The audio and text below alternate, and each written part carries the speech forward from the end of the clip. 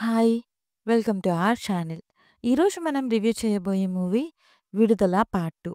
'విడుదల part 1'లో hero journey and అతని struggle and love స్టోరీతో start అయ్యి, విజయ్ సేతుపతి అరెస్ట్‌తో ఎండ్ అవుతుంది. పార్ట్ 2 అదే అరెస్ట్‌తో స్టార్ట్ అవుతుంది.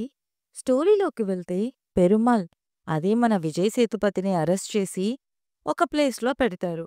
అప్పుడే ఆ పోలీసుల్లో ఉండే ఒక ఇన్ఫార్మర్ ఆ లొకేషన్‌ని పెరుమాళ్ మనుషులకి అండ్ ప్రెస్‌కి లీక్ చేస్తాడు. అప్పుడు హయ్యర్ అఫీషియల్స్ పెరుమాల్‌ని వేరే లొకేషన్‌కి షిఫ్ట్ చేయండి అంటారు.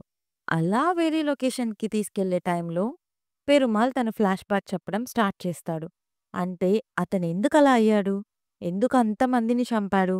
ఇలా తన లైఫ్‌లో ఏం జరిగిందో చెప్పడమే ఈ స్టోరీ. డైరెక్ట్‌గా పాయింట్‌కి వస్తే ఈ మూవీలో పెద్దగా స్టోరీ ఏం లేదు. నిజానికి పార్ట్ 1లో ఉండే ఆ ఫ్రెష్‌నెస్ ఇందులో తగ్గింది.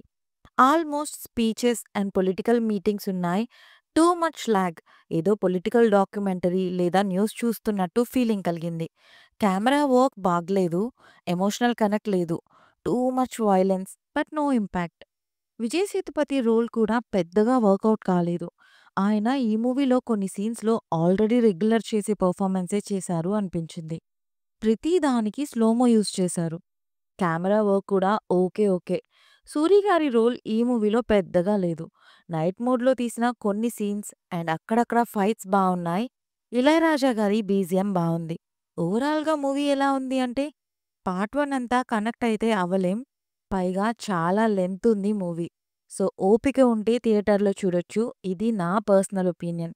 మీలో ఎవరైనా ఈ మూవీ చూసుంటే మీకెలా అనిపించిందో కామెంట్ చేయండి. రివ్యూ నచ్చితే please like, share and subscribe. Thank you.